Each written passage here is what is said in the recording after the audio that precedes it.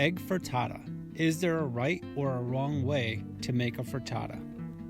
Best way to think of a frittata is that it's an open-faced omelet. Anything we would put in an omelet will work good here.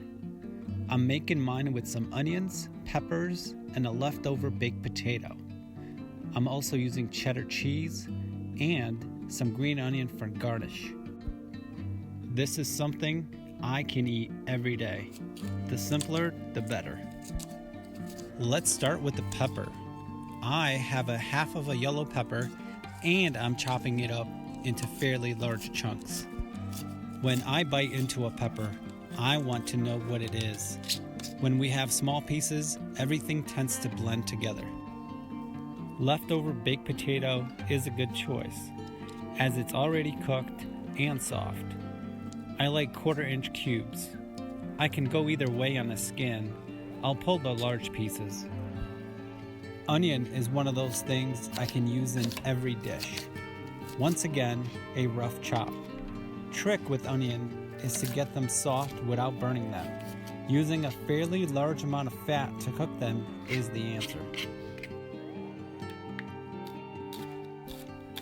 Green onion for the garnish. We want to use the green leafy part, not so much the bulb. It can be bitter. I just cook mine with the rest of the onions. Nice fine slice is what we want. And no omelet can exist without cheese. I'm using cheddar cheese and simply grating enough to go on top. Prepping all of our ingredients before the actual cook process reduces the stress. All we need to focus on is the timing. Think about what's going to take the longest to cook and start with that. The star of the show are the eggs. Normally, to scramble eggs, we would scramble the eggs in a bowl. Scrambling in a pan can be done, but we get a different texture. In a bowl, we scramble until no longer have stringy egg whites. Test that by lifting the fork. No globs means we are good to go. Let's start cooking. I'm using butter. Salty butter and eggs is a good combination. When the butter starts to bubble, we can start adding in our ingredients. I feel that the pepper and onions are gonna take the longest, so I start with them. Don't forget to stir.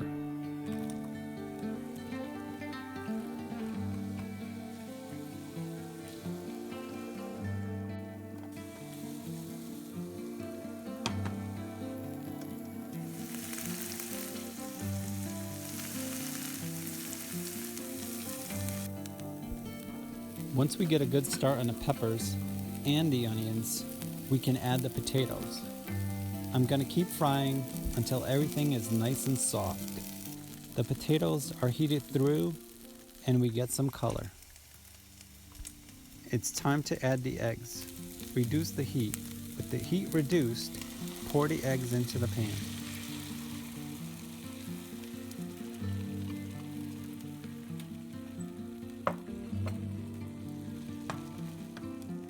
I cook all of my eggs with a lid. The lid traps the moisture inside the pan and cooks the eggs evenly. If I don't see any steam, I can add a tiny amount of water to help things along.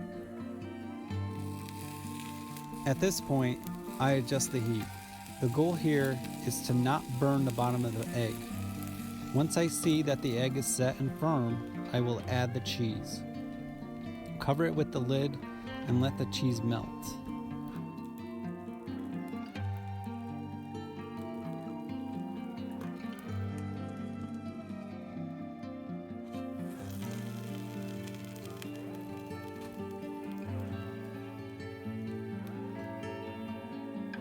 I follow with the garnish. A garnish is one of those things that's not necessarily needed. However, it does add some freshness to the dish.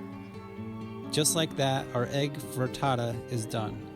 If you found this video interesting, please check out my other videos and consider subscribing. And I will see you on the next video.